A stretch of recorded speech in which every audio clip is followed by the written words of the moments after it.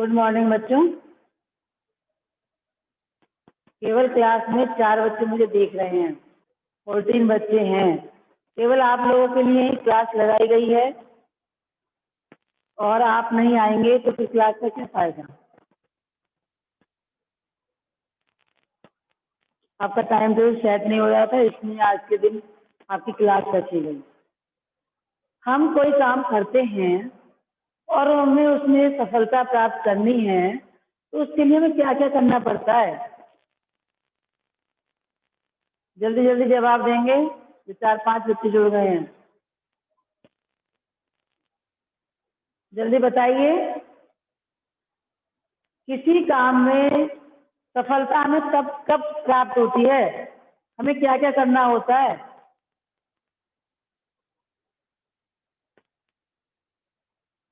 नहीं पता आप लोगों को?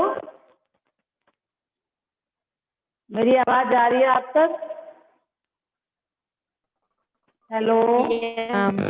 Yes ma'am. आपको नहीं पता कि यदि हम किसी काम में सफलता चाहते हैं या किसी काम को करने के लिए हमें क्या क्या करना पड़ता है।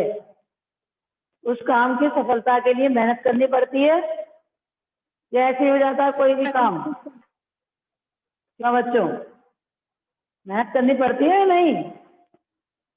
Yes ma'am.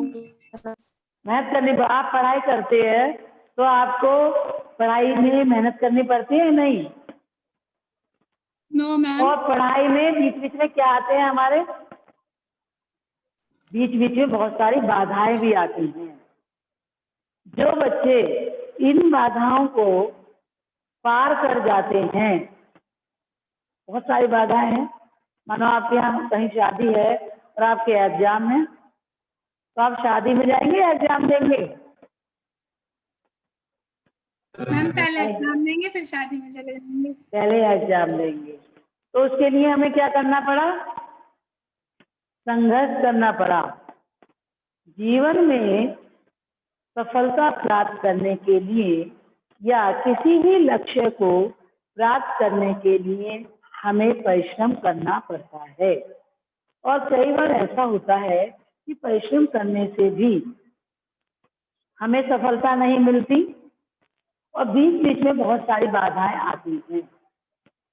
तो इन बाधाओं का सामना करते हुए जो व्यक्ति आगे बढ़ता रहता है उसे क्या मिलती है? उस व्यक्ति को सफलता प्राप्त हो जाती है। तो किसी भी लक्ष्य प्राप्त करने के लिए हमें जीवन में बहुत सारे संघर्ष करने पड़ते हैं। तो एक संघर्ष का नाम है, जिसको हम जूझ कह सकते हैं। जूझ आनंद राव के द्वारा रचित पाठ जूझ का आज हम रसास्वादन करेंगे। आज का हमारा विषय क्या रहेगा? क्या विषय है?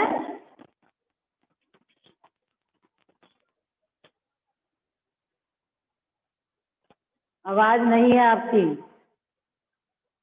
विषय क्या पढ़ने जा रहे हैं हम? जूझ। अब ये एक जूझ कहानी है।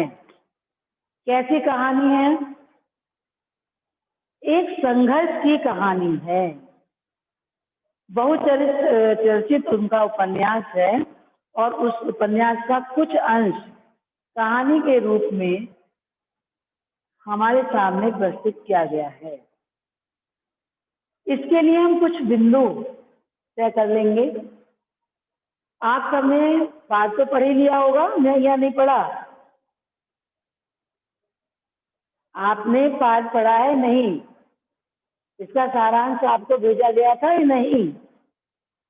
जब लॉकडाउन चल रहा था तो शायद तभी आपको इसका सारांश, इसके प्रश्नोत्तर भेज दिए गए थे। आपने कहा समझ में नहीं आया, इसमें पाठ द्वारा पढ़ाया जा रहा है। तो सबसे पहले तो हम इसके का परिचय देंगे। कुछ बिंदु बना लेते हैं। भूमिका या परिचय।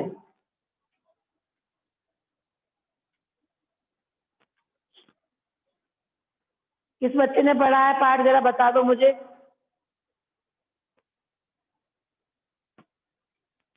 किसी बच्चे ने भी नहीं पढ़ा। लेखक की परेशानी। बच्चों, जब तक आप पढ़ोगे नहीं तब तक कैसे काम चलेगा। आपके पेपर नवंबर में हैं, ऑनलाइन पेपर होंगे और एमसीक्यू आएंगे। एमसीक्यू जब ही कर सकते हैं आप जब आप उसे डीपली पढ़ेंगे। यदि आप डीपली नहीं पढ़ेंगे तो एमसीक्यू कर ही नहीं सकते। इसलिए आपको पूरा डीपली पढ़ना है, बीच बीच में से प्रश्न आएंगे। माँ के साथ उसने क्या बनाई थी? योजना। अपनी माँ के साथ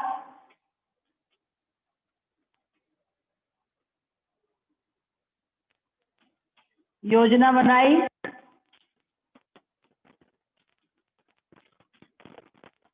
फिर कहाँ गए थे वो? दत्ताराव देसाई सरकार। कौन थे ये?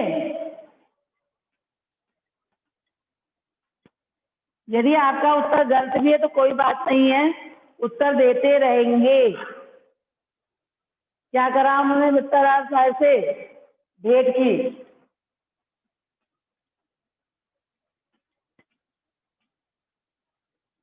फिर क्या हुआ उनका? चलिए, आपने बिल्कुल कहानी नहीं पढ़ी, आपको कुछ नहीं पता। नहीं बता देती हूँ। ये दत्ताराव जी एक जमींदार थे। पहले इसका थोड़ा सा सारांश बता दूंगी, तो ये सारे डिस्कस हो जाएंगे। फिर दत्ताराव जी की नाम था ये, कभी आप कंफ्यूज हो जाओ। राव जी की योजना बनी, उन्होंने योजना बनाई। फिर उसके पुत्र पिता को उन्होंने बुलाया। नोट कर रहे हैं? अब साफ कर दो इसको। क्यों भाई?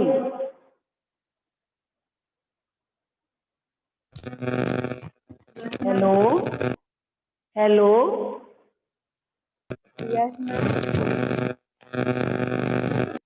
नोट कर रहे हैं आप इसके पॉइंट?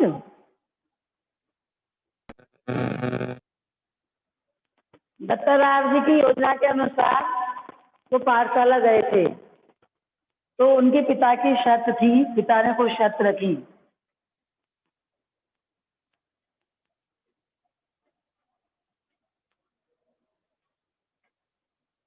उसके बाद पाठशाला में उसे बहुत परेशानियां हुई, उसका वर्णन है।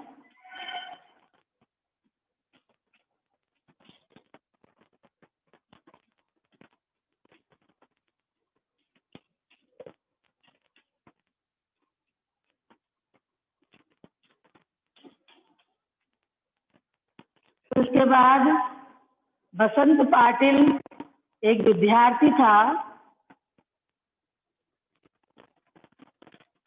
उससे उसका दोस्त बन गया।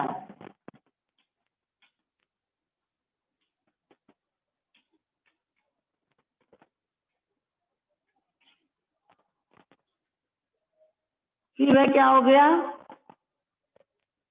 पढ़ने में होशियार हो गया और स्वयं भी कविता रचने लगा। उससे मुलाकात हुई, उसकी प्रेरणा मिली।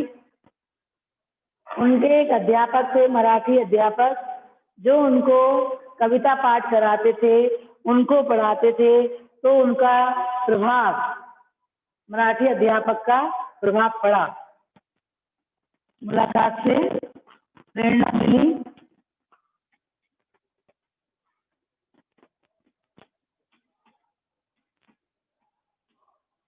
मराठी अध्यापक जिनका नाम था सोनलगेकर, उनका प्रभाव पड़ा उन पर।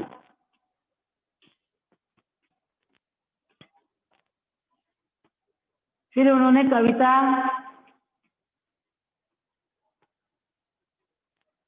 रचना आरंभ की।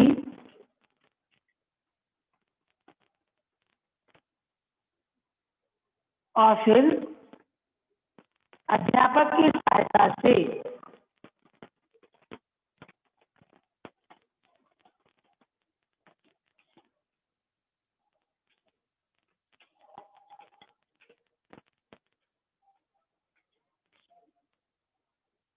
सफलता प्राप्त की। ये कुछ बिंदु मैंने, आप कहानी लंबी है इसलिए कुछ बिंदु मैंने दे दिए हैं। सबसे पहले भूमिका। मैंने अभी बताया कि आनंद राव द्वारा रचित यह पाठ, जो मराठी के प्रख्यात कथाकार थे, कौन? आनंद राव, उनके बहुचर्चित उपन्यास का एक अंश है। इसमें बताया गया है कि लेखक ने किस प्रकार संघर्ष करके सफलता प्राप्त की। क्योंकि लेखक पढ़ना चाहता था और उसके जो पिता थे, दादाजी जिनको वह बोलता था, वह उसे पढ़ाना नहीं चाहते थे, वह उनको खेती का काम कराना चाहते थे। लेकिन अपनी योजना से, अपने संघर्ष से अंत में उन्होंने सफलता प्राप्त की। कैसे कैसे उन्होंने योजना बनाई, वह किससे मिले, अपने पिता को किस प्रकार उन्होंने राजी किया और किस प्रकार वो कविता रचना करने लगे, क्योंकि उनके पिता ने पहले ही पढ़ाई छुड़वा दी थी, जिससे उनका मन खिन्न रहता था। उन सब का वर्णन इस उपन्यास में, छोटी सी कहानी में दिया गया है। भूमिका सबको समझ में आ गई कि क्या दिया है पाठ में? Yes ma'am. सबसे पहले लेखक की परेशानी। लेखक की परेशानी यह थी कि लेखक 4 क्लास उसने पढ़ ली थी, 1.5 साल हो चुका था। लेखक की पढ़ाई उसके पिता ने छुड़वा दी थी और लेखक पढ़ना चाहता था। क्यों? क्योंकि वो देखता था कि उसके पिता, उसके दादा, जो उनके पूर्वज खेती करते आ रहे हैं, उस खेती में उन्हें कुछ ज्यादा नहीं मिलता और सारा जीवन उन्होंने संघर्ष में और आर्थिक कमी में ही निकाल दिया। इसलिए वो चाहता है लेखक कि मैं पढ़ लिख कर एक नौकरी करूं और अपना सुखमय जीवन व्यतीत करूं। परेशानी यह है कि उसके पिता उसे पढ़ाना नहीं चाहते, क्योंकि उसके पिता अयासी हैं। अयासी के साथ साथ वह कोई भी काम करना नहीं चाहते।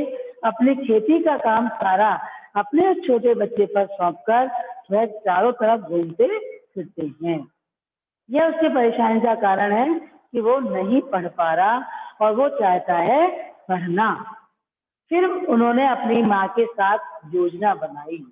एक दिन जब उसकी माँ कंडे थाप रही थी, कंडे जानते हो किसे कहते हैं? Yes ma'am. किसे कहते हैं? मैम तो जो वो मतलब उपले होते हैं, उपले। उपले, उपले का नाम ही कंडे है। तो जो गोबर से बनाया जाता है उसे वो थाप रही थी, बना रही थी।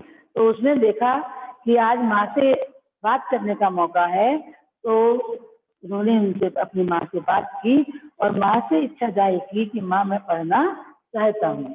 तो माँ ने कहा बेटा मैं भी तुम्हें पढ़ाना चाहती हूँ, लेकिन जो तुम्हारा पिता है उसे क्या मानती थी वो? उसे अपने पिता, अपने पति को वो क्या कह रहे हैं, जंगली सुअर मानती थी, क्योंकि वो घुर्राता था, बहुत बहुत हमेशा परेशान करता था, मारता था, पीटता था। तो उन्होंने कहा कि वो तुम्हें पढ़ने की अनुमति नहीं देगा, मैं क्या करूं? वो तो यदि मैं कहूंगी तो वो तो मारेगा, पीटेगा और मेरे साथ में मेरी भी पिटाई होगी और वो किसी तरह से भी राजी नहीं होगा। लेकिन छोटा बच्चा था, उसके अंदर बुद्धि थी, सूक्ष्म दर्शिता थी, दूरदर्शिता थी। उसने अपनी माँ से कहा कि दादाजी केवल किसका कहना मानते हैं? देसाई जी का मानते हैं। लता जी राव देसाई जो उस गांव की जमींदार थे, वह केवल उनका सम्मान करता था, उनकी बात मानता था, वह वो बच्चा जानता था। इसने उसने कहा कि यदि हम उनसे अपनी बात जाकर कहें, वह नेक दिल है, करुण हृदय है उनका, वो हमारी बात जरूर सुनेंगे और मैं हमारे पिता को समझाएंगे, शायद मुझे पढ़ाई का मौका मिल जाए। तो ये योजना उन्होंने बना ली, माँ को भी बात समझ में आ गई। फिर मैंने लिखा है कि दत्ताजी राव जी सरकार से भेंट। शाम के समय माँ और बेटे दोनों देसाई जी के यहाँ पहुंचे और देसाई जी से अपनी सारी परेशानियां बताई कि ये बच्चा पढ़ना चाहता है, और क्योंकि वो तो गाँव में तो पर्दा भी होता है, तो एक दीवार के आड़ में आकर उसने भी बातें की माँ ने कि ये परेशानियां हैं, और वह स्वयं रखवाबाई के अड्डे पर कोठे पर पड़ा रहता है। ये बात भी उसने अपने पति की बता दी। सारे दिन घूमता है, फिरता है, कोई काम करना नहीं चाहता। खेती बाड़ी का सारा काम इस बच्चे पर सौंप कर वह आराम से घूमना चाहता है, इसलिए उसने उसकी पढ़ाई को रोक दिया है। जो दत्ताजी राव थे वह समझदार थे, उन्होंने उनकी बात सुनी, उनको ठीक लगी, तो उन्होंने कहा कोई बात नहीं है, आज शाम को यहाँ पर उन्होंने झूठ भी बोला, पिता से झूठ बोला और देसाई जी से भी झूठ बोलने के लिए कहा। उन्होंने कहा कि ये मत बताना कि हम दोनों माँ बेटे आपके पास इस समस्या को लेकर आए हैं। यदि बच्चों वो बता देते तो क्या होता? सुन रहे हो आप या नहीं? यस मैम, घर पे जाके फिर उन दोनों को ही मतलब उनकी पिटाई होती, उनकी डांट पड़ती, जो भी होता उनको पता था उनकी आदत का। तो उन्होंने कहा कोई बात नहीं, तुम घर जाओ और शाम को जब तुम्हारा पति घर आए तो तुम कह देना कि दत्ताजी राव ने बुलाया है। ठीक है, वो घर चले गए और घर आकर जैसे ही राव जी की योजना बन गई, भेंट हो गई, पिता की शर्तें बाद में होंगी, इसमें ही बता देती हूँ। जैसे ही उसका पति घर पर आया तो उसने कहा कि आज मैं सब्जी देने, साग सब्जी देने देसाई जी के घर गई थी, तो कह रहे थे कि बहुत दिनों से तुम्हारा पति हमसे नहीं मिला है, तो उसको रतनपा नाम था उसका, रतनपा मुझे नहीं मिला है, तुम उसको मेरे पास भेज देना। ये अपने पति से उसने झूठ बोला और वहां ये बात पहले से कहकर आई थी। तो देसाई का बुलावा उसके लिए बहुत सम्मान की बात थी और उनका सम्मान करता था, तो उसने खाना भी नहीं खाया। उसने कहा मैं होकर आता हूँ पहले, तो वहां पर चला गया। अब क्या योजना बनाई माँ ने? उनसे पहले ही योजना बन चुकी थी। जो राव जी थे उन्होंने पहले ही बता दिया था बच्चों कि तुम ऐसे कह देना, और थोड़ी देर के बाद उस बच्चे को पहले से समझा दिया था कि तुम थोड़ी देर के बाद आना और जो जो मैं तुमसे प्रश्न करूं वह अपने पिता को देखकर डरना नहीं, निडर होकर बता देना, फिर मैं देख लूंगा। ये बात अच्छे से पहले से समझा दी थी इस बच्चे को। तो आधा घंटे के बाद, आध घंटे के बाद यह कहकर उसकी माँ ने भेजा कि जाकर ये कह दो कि माँ तुम्हें भोजन करने के लिए बुला रही है, रोटी खिलाने के लिए बुला रही है। पहले जाकर उन्होंने बात कर ली, सब घर से बात हो रही थी। जैसे ही वो पहुंचा रतनपा, नहीं जैसे ही वो लेखक पहुंचा, लड़का पहुंचा, उन्होंने कहा इधर आ बेटा। अरे छोकरे तो क्या कर रहा है आजकल? मैं कुछ भी नहीं कर रहा, मैं तो पढ़ने नहीं जाता। उसे डांट कर पूछा, तो धीरे से उत्तर दिया नहीं पढ़ने। क्यों नहीं जाता? पिता नहीं भेजते, दादाजी ने मना कर दिया। तो उसे डांटा अपनी भाषा में, क्यों रे तुम छोकरे को भेजने के लिए, पाठशाला भेजने के लिए क्यों मना कर दिया? तो उसने बताया, उसने बहुत सारी कमियां लेखक की राव जी को बताई। ये सिनेमा देखता है, गंडे गंडे जो है चुरा लेता है और उनको बेचकर ये सैर सपाटे करता है, फिल्मी गाने गाता है, बहुत सारी बातें उनसे कही। मैं तो कोई बात नहीं, सारी बातें उनकी सुन ली। उनसे कहा कि कल से तो स्कूल जाया करेगा।